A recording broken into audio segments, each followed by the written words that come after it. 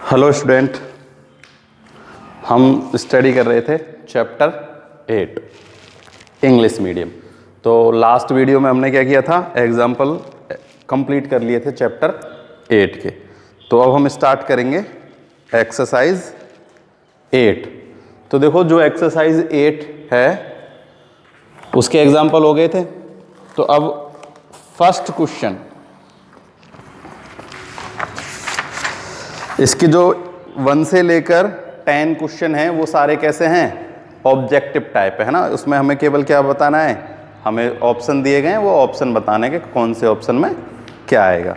तो देखो जो फर्स्ट क्वेश्चन है वो क्या है कि the shadow of a vertical pillar is equal to the height of pillar. वो कह रहा है एक शैडो एक पिलर के क्या है, इक्वल है। उसी पिलर की शैडो उसी इक्वल के उसी पिलर के, यानी पिलर और उसकी शैडो दोनों क्या हैं, इक्वल हैं।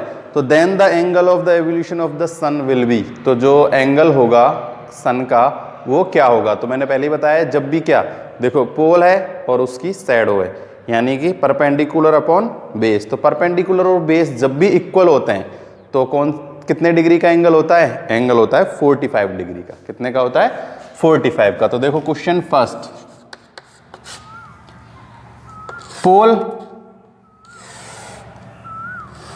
एंड उसकी shadow A B C same है। ये पोल है, ये उसकी शैडो है, दोनों क्या हैं, सेम है। हम कुछ भी मान लेते हैं, इसको मान लेते हैं x और इसको लेट कर लेते हैं x, है ना। तो हमें एंगल ऑफ एवोल्यूशन बताना है किसका, सन का। किसका, सन का। तो देखो perpendicular upon base tan theta equal to perpendicular upon base. तो tan theta equal to x upon x, x से x कैंसिल, कितना हुआ 1। tan थीटा, tan में 1 की वैल्यू क्या होती है, tan 45 डिग्री। tan से tan कट गया, थीटा इक्वल टू 45 डिग्री आ गया। थीटा कितना आ गया अपना, थीटा आ गया 45 डिग्री। तो ये हो गया फर्स्ट, क्या हो गया, फर्स्ट, है ना। तो बिल्कुल सिंपल है, जब भी क्या हो परपेंडिकुलर और बेस इक्वल हो तो हमेशा tan थीटा कितना होता है, या थीटा कितना होता है, थीटा होता है 45 डिग्री। सेकंड है, from a point on the ground which is 100 metre away from the foot of a tower. एक पॉइंट है ना, जैसे ये एक टावर है, इसके फुट से 100 मीटर अबव क्या है, एक पॉइंट है। कितना है, 100 मीटर, है ना। देखो उसने क्लियर कहा है कि from a point on the ground which is 100 metre away from the foot of a tower, the angle of evolution of its top is 60, then height of the tower is. देखो angle है कितने का, 60 degree का। कितने का है angle, angle है 60 degree का। तो देखो मैंने पहले ही बताया जब एंगल 60 डिग्री होता है तो क्या होता है, ये ग्रेटर होता है, मतलब ये ग्रेटर होता है किससे, बेस से, है ना। 30 डिग्री का होता है जब तो बेस ग्रेटर होता है परपेंडिकुलर से, 60 डिग्री का होता है तो परपेंडिकुलर क्या होता है, ग्रेटर होता है किससे, इससे। और कितना होता है, √3। कितना होता है, √3 मल्टीप्लाई। तो देखो इसका आंसर होगा 100√3। ठीक है, करना चाहो तो कर लो, देखो कैसे करेंगे। tan 60 इक्वल टू, इसको मान लेते हैं h, कितना मान लेते हैं h अपॉन 100, इसकी value √3, h upon 100 cross multiply करेंगे तो h इक्वल्स टू 100√3। कितना आ गया, 100√3। तो जब 60 डिग्री का एंगल होता है तो परपेंडिकुलर बेस से 100√3 अधिक होता है, 100√3 का उसमें मल्टीप्लाई कर देते हैं तो हो जाता है। अगर यहीं 30 डिग्री का एंगल होता तो 100 अपॉन कितना आ जाता, √3 आ जाता। कितना आ जाता, 100 अपॉन √3। तो क्वेश्चन 2,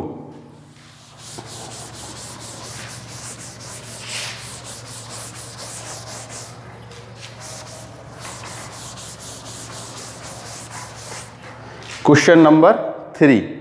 देखो क्वेश्चन नंबर 3 कह रहा है ए लैडर यानी वो सीढ़ी जो होती है ना, a ladder 15 metre long reach to top the vertical wall. एक वर्टिकल वॉल है, क्या है, एक वर्टिकल वॉल। क्वेश्चन 3 देखो, एक है वर्टिकल वॉल, तो जो वो लेडर है ना, वो इस वर्टिकल वॉल तक पहुंचने में कितना हो रहा है, 15 मीटर का। कितने का हो रहा है, 15 मीटर का। अब देखो इसमें हम हाइपोटेनियस से हाइपोटेनियस आया है इसमें ना, तो देखो a ladder 15 metre long reach the top of the vertical wall if the ladder make an angle of 60 degree with the wall. अब ये उसने कहा है कि ये जो लेडर है ना, वो वॉल के साथ 60 डिग्री का एंगल बना रहा है। किसके साथ, वॉल के साथ। क्लियर बोला है उसने कि जो लेडर है वो एंगल बना रहा है कितने का, 60 डिग्री का। किसके साथ, वॉल के साथ। Then height of the wall is, अब हमें क्या करना है, हाइट फाइंड करनी है किसकी, इस वॉल की। तो देखो अब हमारे पास जो एंगल है ना, वो एंगल क्या है, ये है। कोई भी नाम डाल दो, देखो ए बी सी, ठीक है। अब अपने पास एंगल है ये, है ना, तो अब ये एंगल है, तो ये क्या हो गया, बेस, ये क्या हो गया, परपेंडिकुलर, और ये क्या हो गया, हाइपोटेन्यूस, है ना। देखो इस डायग्राम को अगर ऐसे घुमा के बनाएं, ए पे ऐसे, ये है ए बी और सी, ये है 60 डिग्री। तो देखो ये परपेंडिकुलर, ये बेस, परपेंडिकुलर और हाइपोटेनियस, है ना। तो देखो अब हमें क्या करना है, ये तो क्या है, बेस अपॉन में हाइपोटेनियस। तो बेस अपॉन हाइपोटेनियस किस में होता है, कॉस थीटा में। किस में होता है, कॉस थीटा में। तो हम इसे करेंगे कॉस से। किससे करेंगे, कॉस से। कॉस थीटा इक्वल टू में क्या होता है, क्या होता है, देखो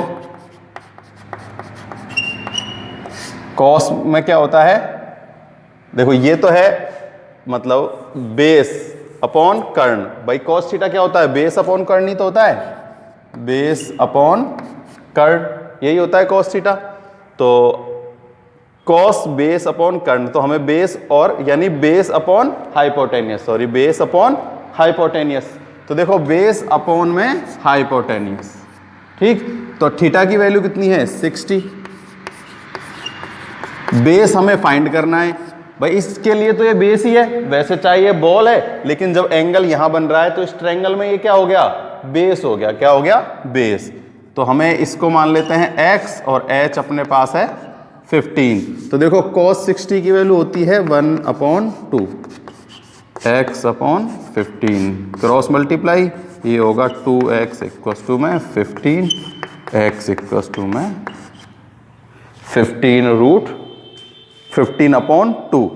सी कौन सा आ रहा है आंसर, आंसर आ रहा है थर्ड का सी, 15/2 मीटर। ठीक है, देखो ये क्वेश्चन थोड़ा गड़बड़ कर देता है कई बार, है ना, क्योंकि इसमें जो एंगल बन रहा है ना, वो एंगल यहाँ पे नहीं बन रहा। जब एंगल यहाँ बनता है जब, तो ये अपना परपेंडिकुलर या हाइपोटेन्यूस, ये बेस।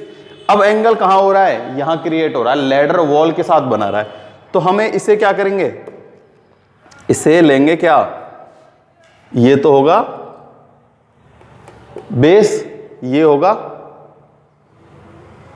परपेंडिकुलर और ये होगा हाइपोटेन्यूस। अब देखो इसे अगर तुम दूसरे तरीके से करना चाहो तो दूसरे तरीके से कैसे करेंगे, देखो ये हमें 60 का दिया गिवन है, कितने का गिवन है, 60 का, और ये 90 का है ही, कितने का है, 90 का, और ये हो जाएगा कितने का, 30 डिग्री का। कितने का एंगल होगा ये, 30 डिग्री का। अब हम इसे कैसे कर लेंगे, इस एंगल से करेंगे। देखो अब ये तो हो गया, इस एंगल से करेंगे जब ये परपेंडिकुलर और ये क्या है, हाइपोटेनियस। अब हम इसे साइन से करेंगे, साइन 30 इक्वल्स टू में परपेंडिकुलर अपॉन में हाइपोटेनियस, तो परपेंडिकुलर x, हाइपोटेनियस 15, इसकी वैल्यू हो जाएगी 1/2 x अपॉन 15, cross multiply 2x equals to में 15 और x इक्वल्स टू में 15/2, है ना।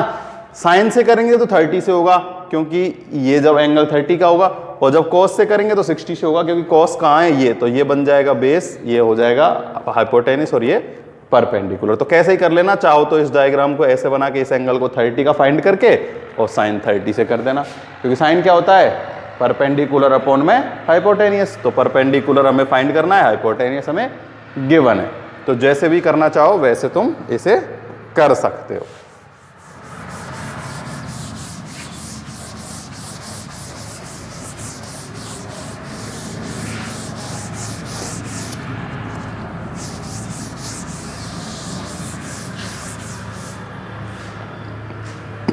क्वेश्चन 4 है कि from a top of a 100 metre high tower the angle of depression of a point of earth is 30 degree, find the distance of the point from the base of the tower. देखो simple question है, सब में same वही diagram है ना, केवल एक triangle बन रहा है। ये कह रहा है कि एक 10 मीटर की क्या है, 10 मीटर हाइट का एक टावर है जो एंगल ऑफ डिप्रेशन, तो देखो एंगल ऑफ डिप्रेशन मैंने पहले ही बताया था,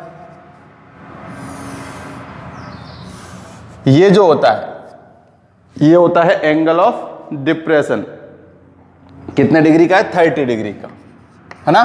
तो इसकी कोई हमें जरूरत भी नहीं है क्योंकि हमें पता है ये और ये एंगल कैसे हैं, अल्टरनेट एंगल है। तो जितने का ये होगा उतने का ही ये हो जाएगा, कितने का, 30 डिग्री का। कितने का, 30 डिग्री का। The distance of the point from the base of the tower, वो कह रहा है डिस्टेंस फ्रॉम द पॉइंट और बेस ऑफ द टावर, यानी यहां से यहां तक की डिस्टेंस, यानी कि हमें बेस फाउंड करना है। क्या करना है, बेस, ए बी सी, और हमें इस ये फाउंड करना है क्या, बेस। तो हम बेस को क्या लेट कर लेते हैं, x.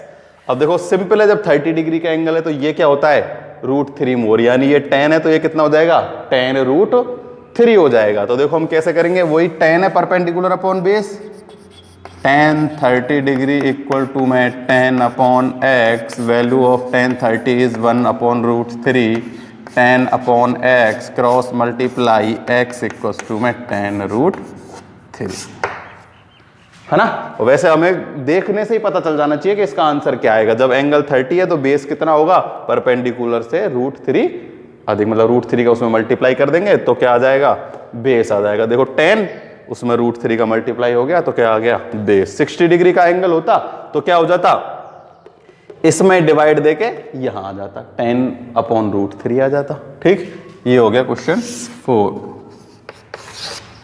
Question 5 is a bridge over a river make an angle of 45 with the bank of river, if the length of the bridge over the river is 150 then the breadth of the river will be. देखो एक interesting question है ना, अच्छा question है। इसमें diagram ही important है, हर चीज मतलब समझना है इसको। डायग्राम तो एक ट्रायंगल के उसमें ही बनेगा, हर उसको हमको ट्रायंगल बनाना है और वो करना है। लेकिन देखो अब ये क्या कह रहा है, ये कह रहा है कि एक रिवर है। देखो पहले हम एक ऐसे ही रफ डायग्राम बनाते हैं। ये क्या, एक रिवर है, क्या है, रिवर। तो इस रिवर के ऊपर क्या है, एक पुल है, और जो पुल है ना वो 45 डिग्री के एंगल पे, कितने डिग्री के एंगल पे, 45, यानी कि ऐसे जा रहा है। ये रिवर है एक, और ये क्या है, एक पुल है। तो उसने कहा है कि जो वो पुल है ना, वो इसके ये जो एंगल है, यहां से कितने डिग्री का एंगल बना रहा है, 45 डिग्री का एंगल। ठीक है, ये हो गया रिवर, ये उस पर क्या जा रहा है, एक पुल जा रहा है। तो ये कितने का हो गया, 45 डिग्री का। अब ये कह रहा है कि the length of the bridge over the river, length of the bridge, इस ब्रिज की जो लेंथ है ओवर द रिवर, यानी इस रिवर की जो ऊपर है वो कितनी है, 150 है। कितनी है, 150 है। तो अब ये हमसे पूछ रहा है then find the breadth of the river. तो देखो रिवर की जो ब्रेथ होगी वो ये होगी, यहां से यहां तक, यानी कि ये। तो ये क्या बन गया, परपेंडिकुलर। क्या बन गया, ये परपेंडिकुलर, ये हाइपोटेन्यूस और ये बेस। तो सिंपल सा है, अपने पास एंगल है ही, परपेंडिकुलर फाउंड करना है, हाइपोटेन्यूस दिया गया है तो साइन से कर देंगे। देखो साइन थीटा इक्वल टू में क्या होता है, परपेंडिकुलर अपॉन में हाइपोटेन्यूस। तो साइन थीटा की वैल्यू है 45 डिग्री, और परपेंडिकुलर अपन क्या ले लेते हैं, h, और ये अपने पास है 150। इसकी वैल्यू क्या होती है, tan 45, value of tan 45 is 1/√2, 1/√2 x upon 150 multiply ये हो जाएगा x और ये हो जाएगा 150, तो x equals to 150 upon root 2। कितना आ गया? 150 अपॉन रूट 2। तो देखो मैंने पहले ही कहा है कि जब भी क्या है डिनोमिनेटर में रूट से क्या हो रहा हो डिवाइड, तो हमेशा हमें क्या कर देना चाहिए, उसी नंबर से एक बार मल्टीप्लाई और उसी नंबर से एक बार डिवाइड। कैसे? ऐसे रूट 2 ठीक है। ये तो हो जाएगा 150 रूट 2 अपॉन में रूट 2, ये कैंसिल 75 रूट 2। 5 क्वेश्चन का आंसर है कितना है? 75 रूट 2। मीटर है तो मीटर, सेंटीमीटर है तो सेंटीमीटर। ठीक है। देखो है तो क्वेश्चन उसी हिसाब से किया है, लेकिन क्वेश्चन को घुमा के दिया है ना। इस एक्सरसाइज में यही प्रॉब्लम है कि क्वेश्चन को घुमा दिया, बार बार घुमाया गया है, चेंज किया गया है। सॉल्व करने का जो पैटर्न है वो सेम पैटर्न है, किसी भी क्वेश्चन में पैटर्न चेंज नहीं होता, केवल क्वेश्चन को समझना जरूरी है। देखो अगर तुमने डायग्राम नहीं बन पाएगा ना अच्छे से तो ये सॉल्व भी नहीं होगा। कि उसने कहा एक रिवर है तो एक रिवर बना दी, उसके ऊपर एक पुल जा रहा है जो 45 डिग्री का, तो भाई 45 का ऐसे तो जाएगा नहीं, 45 का एंगल बनाएगा तो वो ऐसे ही जाएगा। ठीक है। उसने कहा है कि रिवर के ओवर जो पुल की हाइट, लंबाई है या ब्रेथ है वो कितनी है? 150। एंगल दिया है 45, ब्रेथ की ये निकालनी है रिवर की ब्रेथ, तो रिवर की ब्रेथ क्या होगी? यही होगी, यानी परपेंडिकुलर। तो ये अपना एक डायग्राम बन गया ऐसे। चाहो तो इसको ऐसे बना सकते हो तुम कि ये क्या है, ये जैसे ये रहा और ये अपना हो गया ऐसे, ये हो गया 45 का, क्योंकि ये रिवर हो जाएगा, ये उसके ऊपर हो जा रहा है, ये बेस हो जाएगा और ये परपेंडिकुलर हो जाएगा ना। कैसे? ये ट्रायंगल ही तो बनाना है, वैसे ये डायग्राम बनाओगे तो ज़्यादा अच्छे से समझ में आएगा ना। तो ये डायग्राम सबसे ज़्यादा इंपॉर्टेंट है, क्वेश्चन पढ़ना इंपॉर्टेंट है मेन। तो जो अगर क्वेश्चन समझ में आ गया ना अच्छे से तो प्रॉब्लम नहीं आएगी करने में। पैटर्न सबको करने का सेम, पैटर्न चेंज नहीं होगा इस एक्सरसाइज में, सारे क्वेश्चन ऐसे ही सॉल्व होंगे।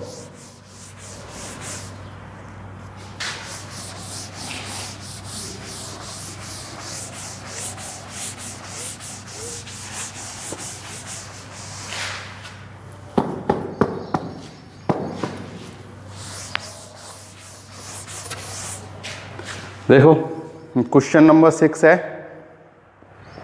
Tops of 2 tower whose length are 20 metre and 14 metre are join by a wire. देखो 2 पोल गिवन है, कितने? 2 top of 2 tower. Question 6, top of 2 tower जिनमें एक की हाइट है 20, एक की है 14। किधर भी बना सकते हो तुम, चाहो तो 14 का इधर, 20 का इधर, जैसे चाहो। ये तो है 14 मीटर और ये है 20 मीटर। ठीक है। Are join by a wire, यानी इनका जो टॉप है ना वो जॉइन है। क्या हुआ है? उनका टॉप जो है वो जॉइन है किससे? एक वायर से। तो 2 टावर थे, उनके क्या कर दिए? टॉप को एक वायर से जॉइंट कर दिया। If the wire make an angle 30 degree with the horizontal line, तो देखो एक हॉरिजेंटल लाइन के साथ 30 डिग्री का एंगल बना रहा है, तो एक हॉरिजेंटल लाइन बना देते हैं। ठीक, तो ये कितने डिग्री का एंगल है? 30 डिग्री का। ठीक है। ये जो वायर है ये कितने का एंगल बना रहा है? 30 डिग्री। एक तो है पोल छोटा, एक है बड़ा, तो यहां से वायर जब यहां आएगा तो वो एक एंगल तो बनाएगा, है ना। लेकिन वो एंगल किसके होता है? मैंने पहले बताया, और हमेशा किसके होता है? हॉरिजेंटल लाइन के साथ बनता है एंगल। ठीक है। तो बन गया एंगल हॉरिजेंटल लाइन के साथ। तो ये पूछ रहा है length of the wire is, ये जो वायर है उसकी हमें क्या फाइंड करनी है? लेंथ। तो देखो ये 14 है, कितना है? 14। तो ये भी यहां तक कितना होगा? 14। तो ये कितना हो जाएगा? 6। कितना हो जाएगा? 6। तो देखो कैसे करेंगे? A B C D E. ठीक। क्वेश्चन 6।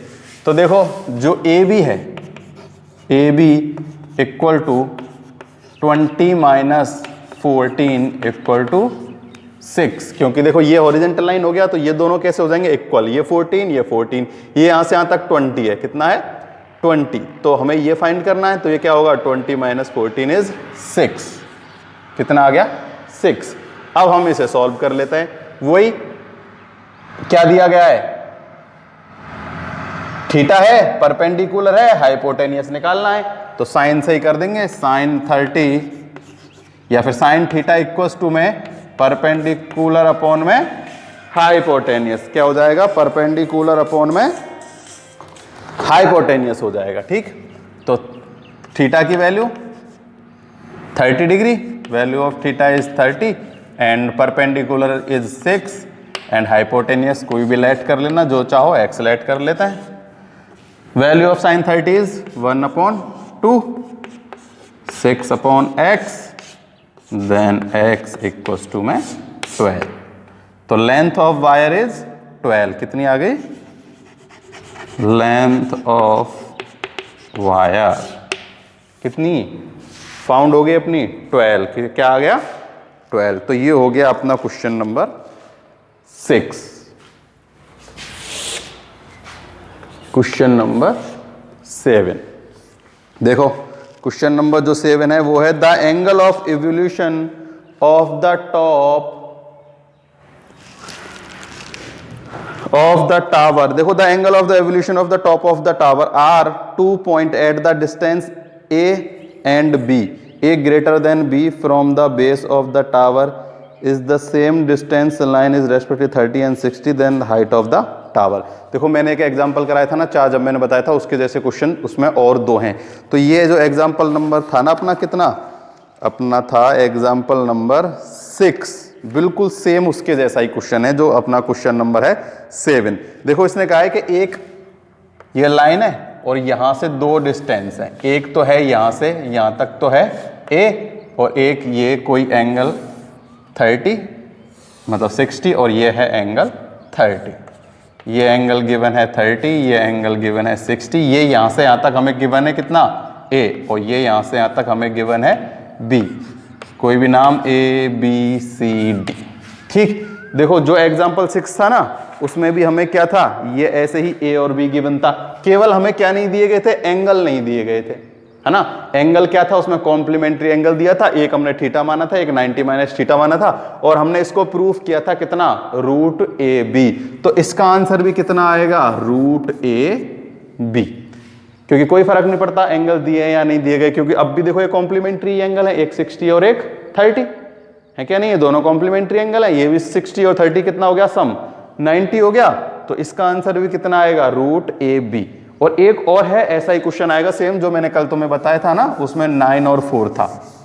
तो देखो इसको कैसे करेंगे, जैसे वो किया था ना सेम ऐसे ही हमें क्या करना है, इस ये फाइंड करनी है, ठीक है। तो इसको मान लेते हैं हम H, क्या मान लेते हैं, लेट कर लेते हैं H। तो सबसे पहले tan 60 से करते हैं, चलो tan 60 equals to perpendicular H/B, same tan 30, तो tan 30 क्या हो जाएगा H/A। चाहो तो इन दोनों की हम क्या कर देते हैं, वैल्यू अलग अलग सॉल्व करते हैं। देखो value of tan 60 is √3 H/B। अब इसका क्या कर देते हैं, क्रॉस मल्टीप्लाई कर देते हैं, ठीक है। तो H इक्वल्स टू आ गया √3B। इसको ले लेते हैं इक्वेशन फर्स्ट, क्या होगा इक्वेशन फर्स्ट। अब इधर कर लेते हैं tan 30 से, tan 30 इक्वल टू H/A। अब बेस क्या है A, यहां से यहां तक डिस्टेंस क्या है A, 30 की value of tan 30 is 1/√3 H/A, वही सिंपल A इक्वल्स टू में √3H, कितना आ गया √3H। देखो यहां हमने H की वैल्यू फाइंड की, तो यहां भी हमें H की वैल्यू फाइंड करनी है, तो ये कैसे आ जाएगा, यहाँ A/√3 equal to H, equation second. अब from equation first and second, देखो ये भी H की वैल्यू और ये भी H की वैल्यू, दोनों को 1/√3 इक्वल टू में √3B, मतलब मल्टीप्लाई करते हैं किसका, equation first and equation second का। तो यहां लिख देना मल्टीप्लाई उसमें भी हमने मल्टीप्लाई किया था ना, multiply equation first and second, ठीक है। तो देखो मल्टीप्लाई करेंगे तो h का मल्टीप्लाई होगा h के साथ, तो h स्क्वायर, क्या h स्क्वायर, इसका मल्टीप्लाई होगा इसके साथ, तो √3b मल्टीप्लाई a अपॉन √3। देखो ये डिवाइड में, ये मल्टीप्लाई में, तो √3 से √3 कैंसिल, तो h स्क्वायर इक्वल में आ गया ab, तो h इक्वल टू में √ab, है ना। कैलकुलेशन करने में कोई गलती मत करना, है ना, कैलकुलेशन इसमें इंपॉर्टेंट है ना, तो कैलकुलेशन बड़े आराम से करना है। देखो सब वही जैसा अपन ने वो एग्जांपल में किया था, tan 60 क्या होता है, perpendicular upon base, value of 60 cross multiply h equal to √3b, same 30, यहाँ से h इक्वल टू हमें आ गया a अपॉन में √3, मल्टीप्लाई करेंगे तो h इंटू h स्क्वायर, इन दोनों का मल्टीप्लाई किया, √3 से √3 कैंसिल, a b का a b से मल्टीप्लाई, तो h स्क्वायर इक्वल टू में a b, then h equal to में √ab। हो गया सॉल्व। उसमें भी हमने ए बी को प्रूफ किया था, इसमें हमने फाइंड किया ए बी। तो ये जो है क्वेश्चन नंबर 7 और एग्जाम्पल 6 एक जैसे है ना, केवल उसमें एंगल नहीं दिए गए थे, इसमें एंगल दिए गए हैं। और मैंने कल एक क्वेश्चन भी बताया था तुमको करने को ना, कि एक और ऐसा ही क्वेश्चन है, उसको तुम अपने आप से करना, तो तुमने कर लिया होगा वो।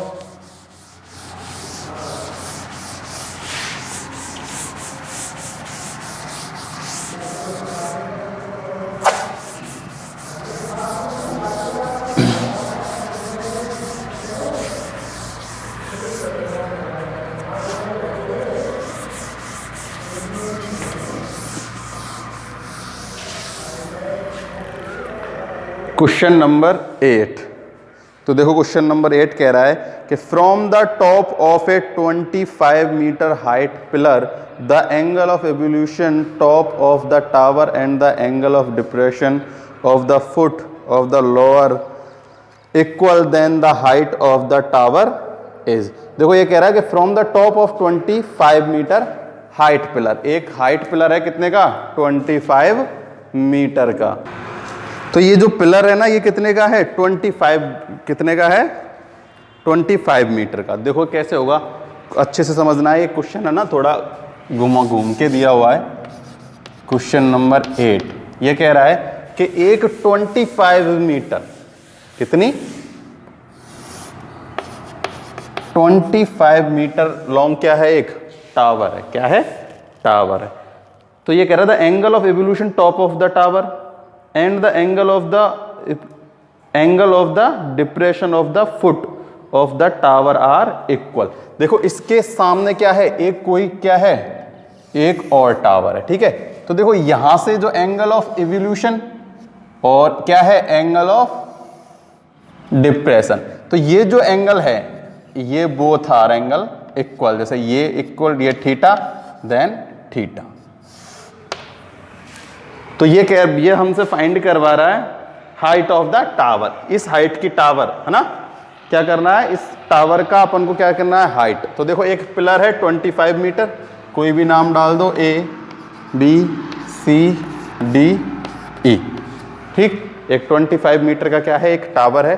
तो उस टावर से, उसके टॉप से टावर के टॉप का एंगल, और उसी टावर के टॉप से उसी टावर के बॉटम का एंगल क्या है, दोनों इक्वल है ना, दोनों क्या है, इक्वल।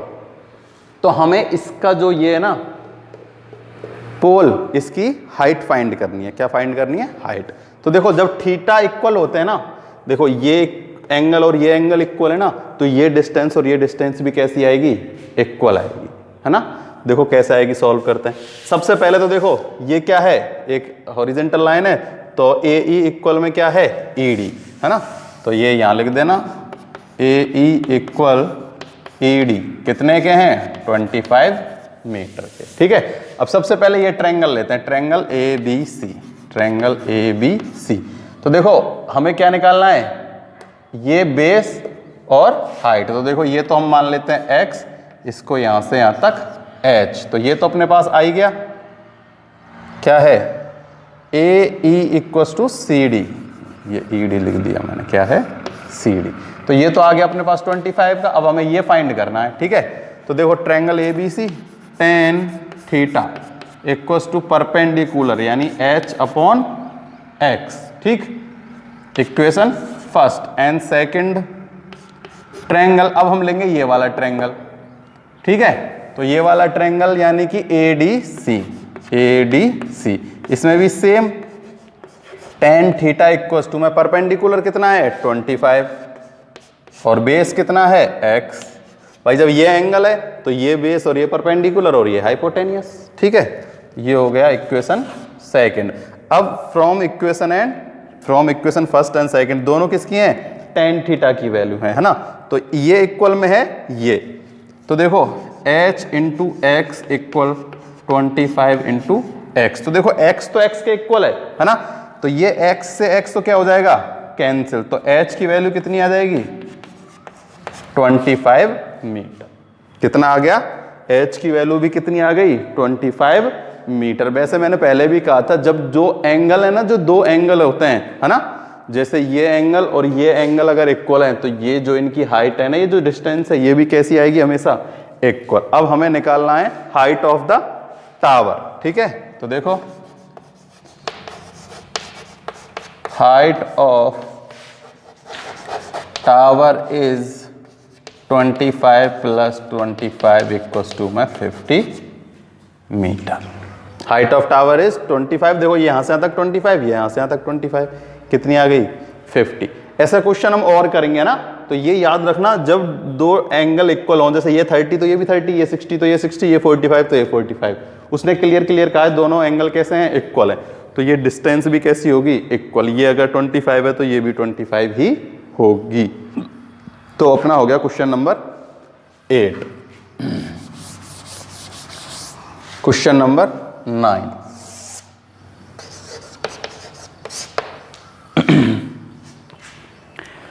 देखो क्वेश्चन नंबर 9 है the ratio of the length of a vertical road and the length of its shadow.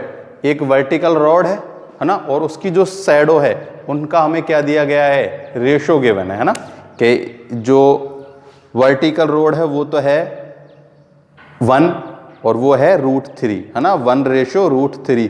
Then the angle of the evolution of the sun. तो देखो कि सिंपल सा है, ये 1 है और ये √3 है, तो ये √3 है, ये बड़ी है। तो ये कब बड़ी होती है, जब एंगल कितने का हो 30 डिग्री। कितने का एंगल हो 30 डिग्री का हो। एंगल 30 डिग्री होती तो ये √3 में होता। अगर ये 60 का होता तो ये 1 और ये कितना होता √3, इनमें रेशियो होगा। तो देखो हम इसे करेंगे कैसे, सेम ये एक पोल, इसको 1 और ये √3 थीटा मान लेते, ये हम थीटा, तो हमें गिवन तो है नहीं, एंगल हमें फाइंड करना है। तो tan परपेंडिकुलर अपॉन बेस ही गिवन है, तो परपेंडिकुलर अपॉन बेस tan होता है, tan थीटा इक्वल्स टू में 1/√3। तो tan theta equals to 1/√3। tan में किसकी वैल्यू होती है tan 30 की, tan से tan cancel, theta equals to 30 degree. कोई प्रॉब्लम, सिंपल क्वेश्चन है ना। बस क्वेश्चन पढ़ो, समझो और उसे सॉल्व करो। पैटर्न सेम है, कोई चेंज नहीं है, सब में ऐसे ही होंगे और मोस्टली tan थीटा से ही सॉल्व होंगे, क्योंकि परपेंडिकुलर और बेस की ही बात हो रही है अधिकतरों में। और जहां हाइपोटेनियस आ जाए तो समझ लेना वहां tan से सॉल्व नहीं होगा, या तो साइन से या कॉस से। अगर हाइपोटेनियस के साथ परपेंडिकुलर दिया गया है तो साइन से, और हाइपोटेनियस के साथ बेस दिया गया है तो कॉस से हो जाएगा।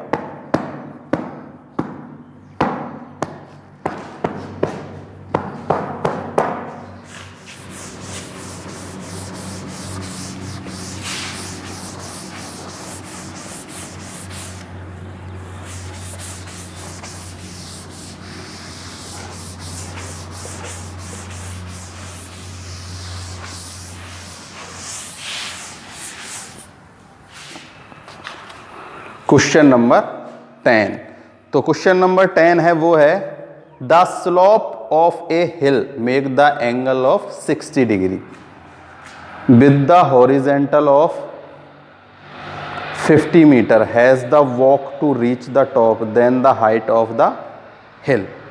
देखो इसने कहा है कि एक क्वेश्चन 10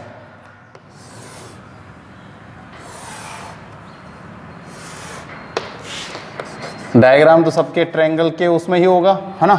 तो इसने कहा है कि द स्लोप ऑफ ए हिल, ये स्लोप है एक हिल की, है ना। तो एक हिल की स्लोप है, वो एंगल बना रही है कितने डिग्री का?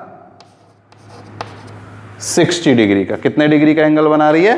वो एंगल बना रही है 60 डिग्री का।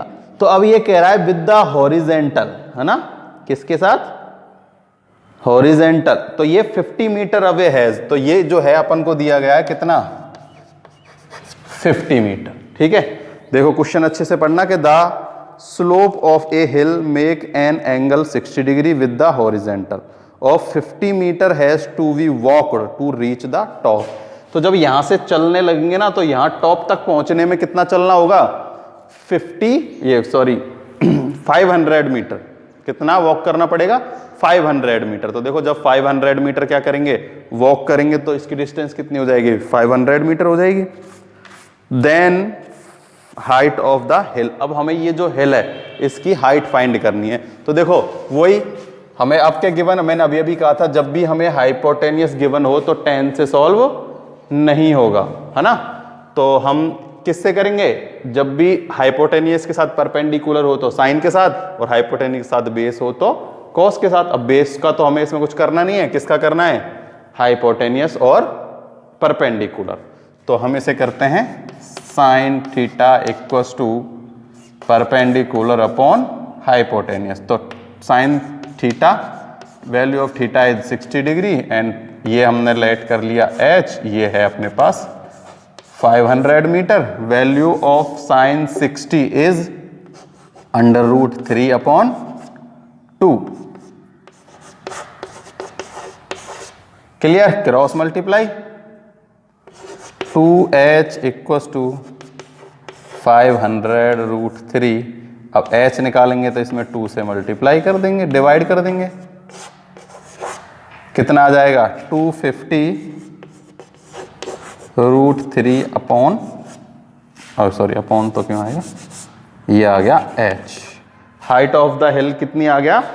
250 √3। क्वेश्चन नंबर 10, है ना। तो इसका आंसर है 250 √3। ठीक है, तो ये सारे क्वेश्चन तुम्हें नोटबुक में नोट करने हैं ना, ऐसा नहीं है कहीं बुक में निशान लगा लो इसका ये, इसका ये, इसका ये, है ना। तो इनको सॉल्व करना ताकि तुम्हें बाद में पता चले कि किसका आंसर ये क्यों है। ठीक, तो अपना सॉल्व हो गया क्वेश्चन नंबर 10। तो अपने जो ऑब्जेक्टिव टाइप थे वो सारे क्वेश्चन कंप्लीट हो चुके हैं। अब हम करते हैं क्वेश्चन नंबर 11।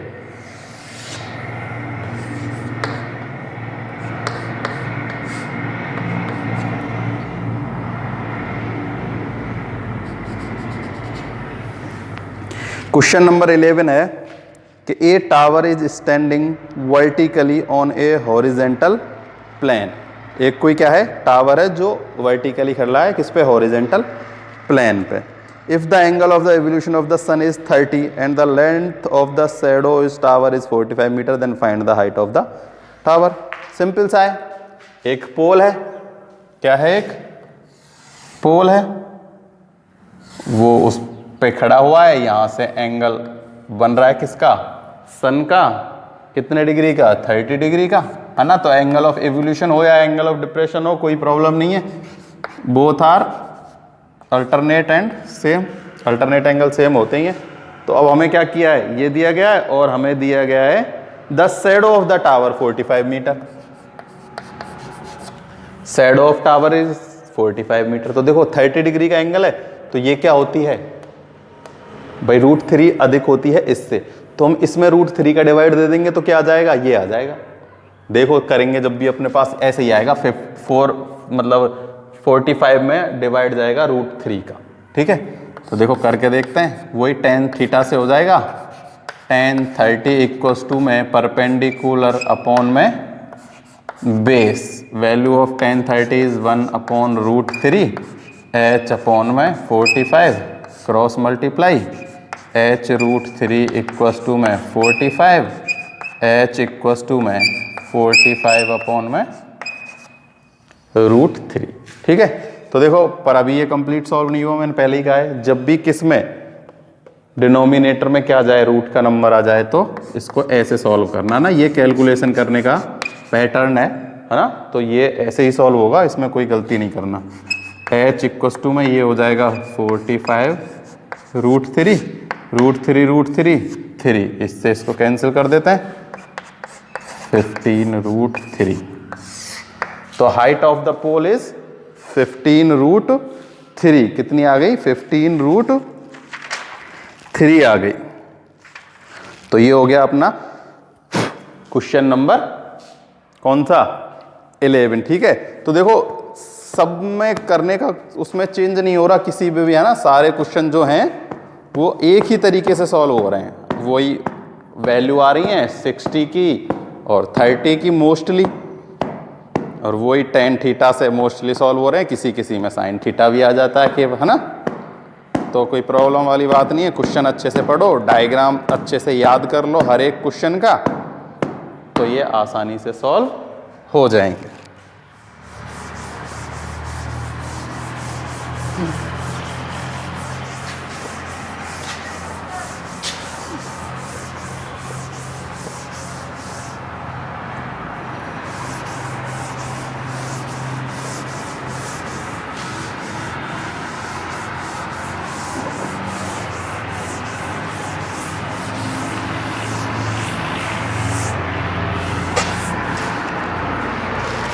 क्वेश्चन 12 देखो, ये भी हमने एक एग्जाम्पल किया है उसके जैसा ही है। कौन सा एग्जाम्पल था, किया था क्या कोई? नहीं, चलो देखते हैं। देखो ऐसा एक और क्वेश्चन है ना, सेम क्वेश्चन है, उसमें जो आगे आएगा ये दोनों क्वेश्चन एक जैसे हैं, केवल थोड़ा सा चेंज है ना। तो देखो कैसे करते हैं, पढ़ो पहले क्वेश्चन के। क्वेश्चन है a tree breaks due to storm. एक कोई ट्री है वो स्टॉर्म है ना के कारण क्या हो जाता है, ब्रेक हो जाता है। The broken upper part of tree is make an angle of 60 degree with the horizontal ground. तो देखो एक क्या है, एक कोई ट्री था पहले, क्या था ये, एक ट्री, ये क्या है, बेस है। ठीक है, तो अब ये ट्री क्या हो गया, तेज हवा के कारण, किसके कारण, तेज हवा के कारण मान लो यहां से क्या हो गया, ब्रेक, और ये ब्रेक होके ऐसे गिर गया। ठीक है, और ये यहां एंगल क्रिएट कर रहा है 60 डिग्री का। कितने डिग्री का एंगल किया है इसने, हम एक 60 डिग्री का। ये है अपना क्वेश्चन 12। ठीक है, 60 डिग्री का एंगल।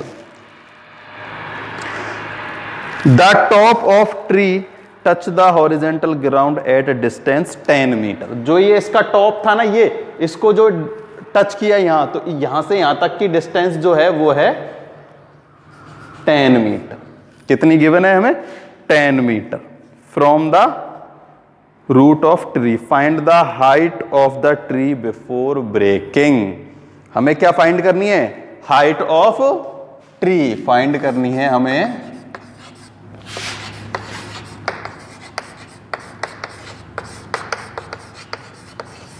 कंप्लीट ट्री, यहां से यहां तक की हाइट। तो देखो ये तो हम कर लेंगे, कोई प्रॉब्लम वाली बात नहीं है। देखो ए बी सी, ठीक, तो ये तो हम फाइंड कर लेंगे।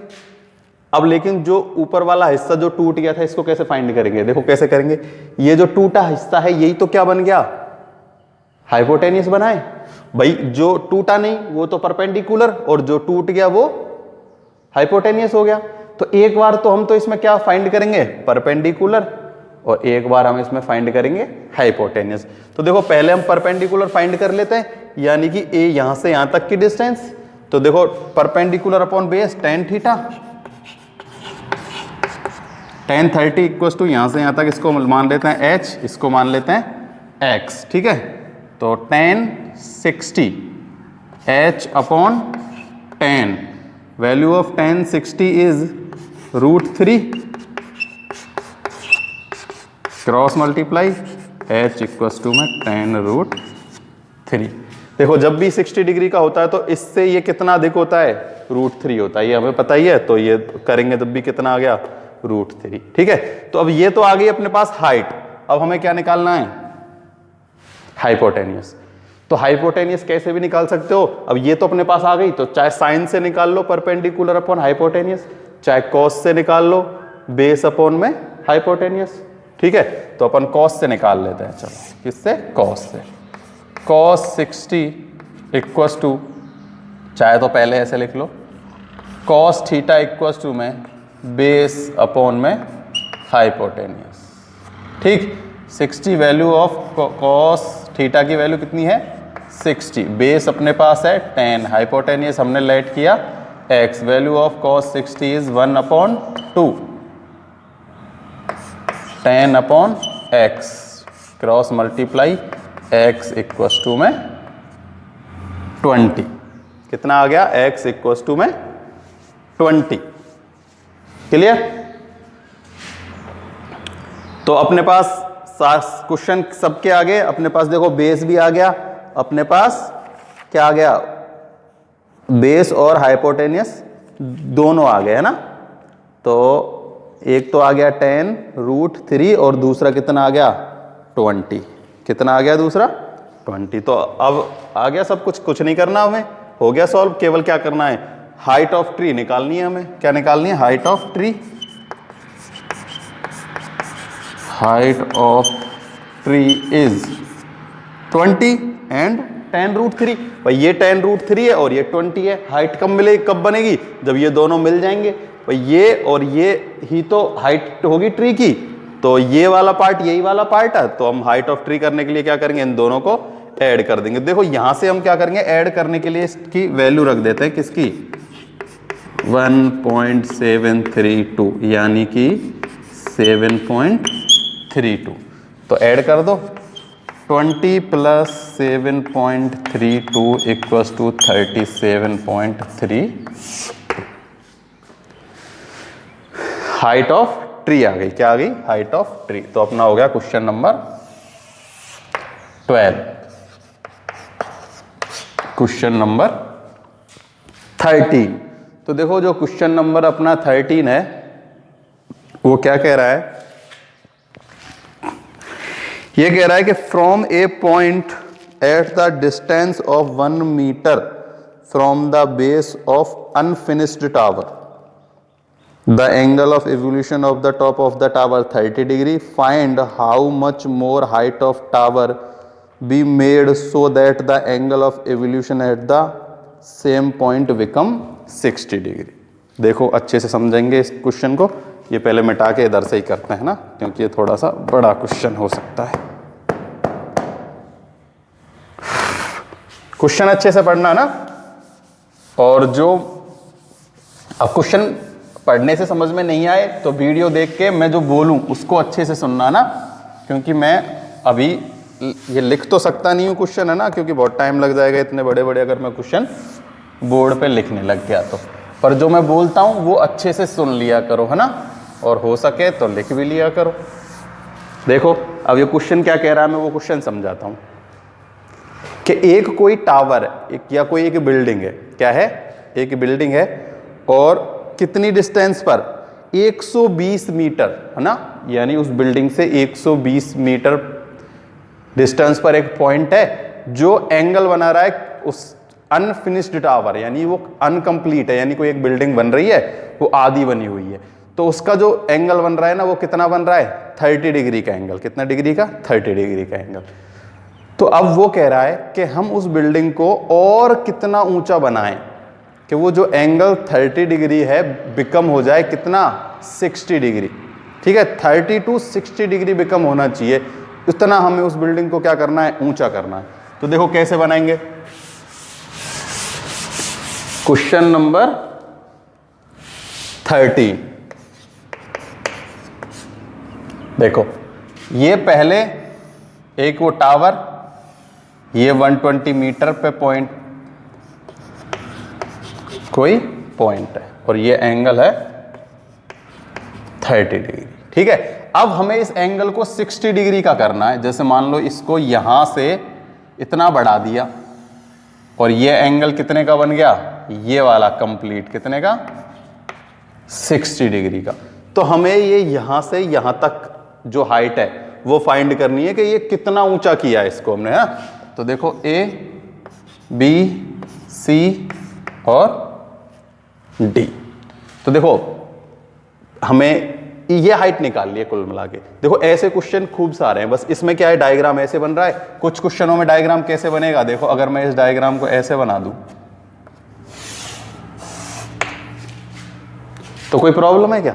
देखो यही है, बस आपके एंगल यहां बन रहे हैं, हमें एक ये फाइंड करनी है, एक ये फाइंड करनी है। मोस्टली क्वेश्चनों में ऐसा बनेगा जिसमें हमें क्या होगा, बेस में 2 डायग्राम बनेंगे, जैसे एक ये बन गया, एक ये बन गया। लेकिन यहां हमें किस में बन रहे हैं, परपेंडिकुलर में। तो देखो करने का पैटर्न वही है, कोई चेंज नहीं है। 2 डायग्राम बन रहे हैं, दोनों को अलग अलग सॉल्व करेंगे।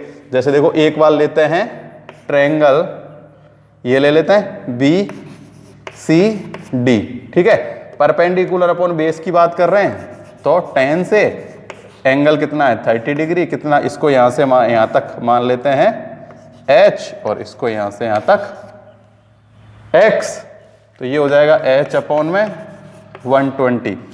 Value of tan 30 is 1/√3, h upon में 120 cross multiply h√3 equals to में 120 अपॉन में √3। किसकी वैल्यू आ गई, h की वैल्यू, ठीक। अब देखो, अब हमें क्या करनी है, x की वैल्यू निकालनी है। किसकी वैल्यू निकालनी है, x की। तो अब देखो थीटा कौन सा लेंगे, 60 degree. tan 60 degree equal to perpendicular upon base. तो बेस तो यही है, लेकिन अब परपेंडिकुलर क्या है, यहां से यहां तक कंप्लीट, यानी a से लेकर c तक। देखो सबसे पहले ट्रायंगल कौन सा आएगा, ट्रायंगल आएगा ACD। ये जरूर लिख लेना ताकि समझ में आ जाए आप कौन सा ट्रायंगल से कर रहे हैं ना।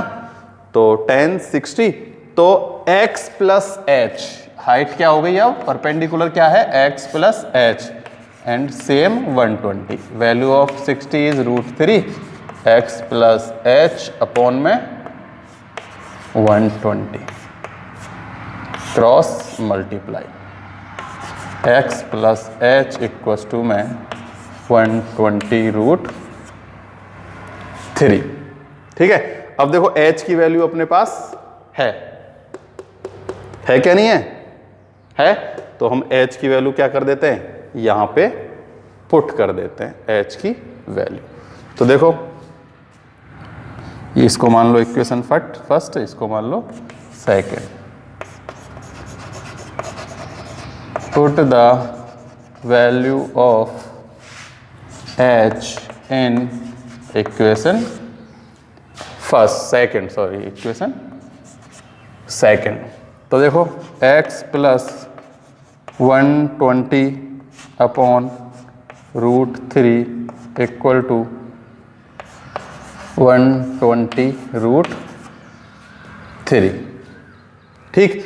देखो चाहो तो अपन उसको यहीं भी पुट कर सकते थे, है ना, कहीं भी कैसे भी पुट कर लो, वो तो तुम कैलकुलेशन के ऊपर है कि कैसे कैलकुलेशन करते हो। तो देखो ये जो अपना क्वेश्चन है, अब हमें इसमें फाइंड क्या करना है, हमें इसमें फाइंड करना है हाइट ऑफ द, ये कह रहा है कि हाँ मतलब उसको कितना ऊंचे से अपन ने उसको किया है, ठीक है।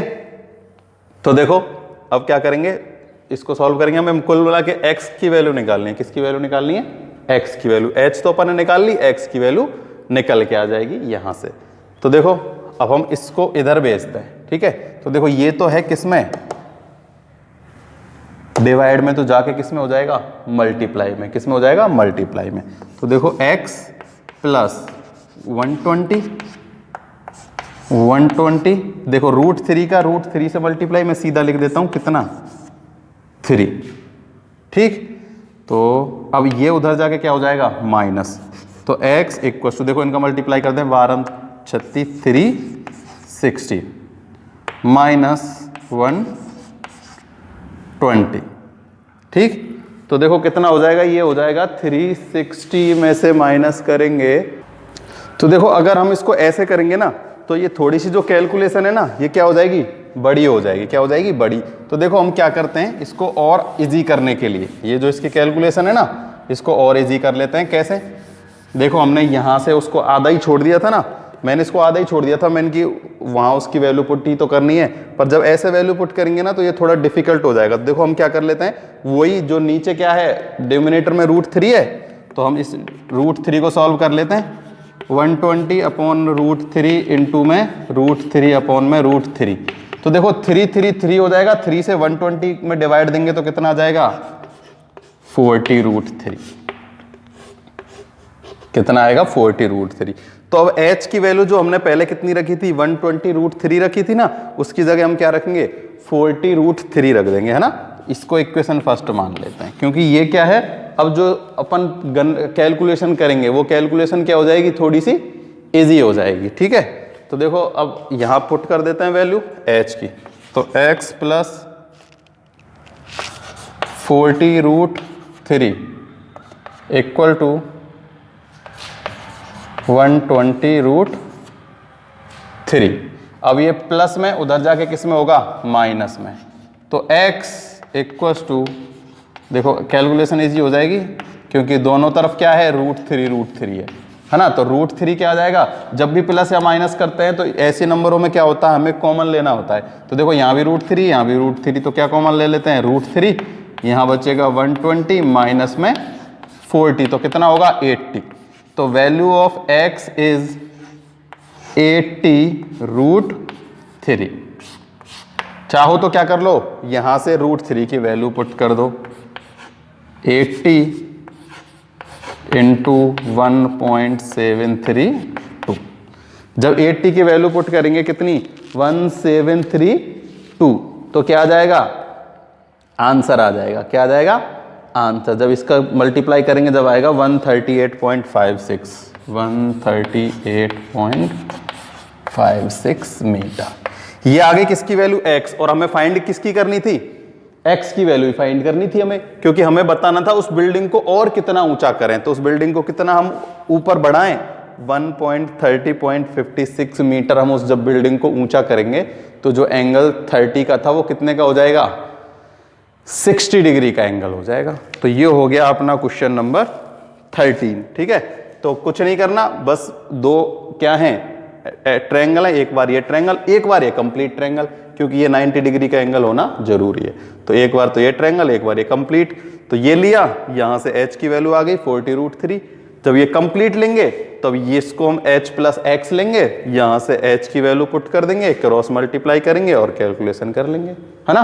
तो मोस्टली इसमें कैसे आएंगे, दो ट्रायंगल वाले आएंगे, और दो ट्रायंगल आप जैसे जैसे हम आगे क्वेश्चन सॉल्व करेंगे ना, सारे क्वेश्चन ऐसे ही दो ट्रायंगल वाले होंगे, उसमें दोनों पार्टों को हमें ऐसे ही ऐसे डिफरेंट सॉल्व करना है, एक की वैल्यू दूसरे में पुट कर देनी है, ठीक है। तो हर एक क्वेश्चन को अच्छे से करना। आज की वीडियो के लिए केवल इतना ही, और अगर कुछ भी प्रॉब्लम हो तो कांटेक्ट कर सकते हो। तो आज के लिए इतना ही।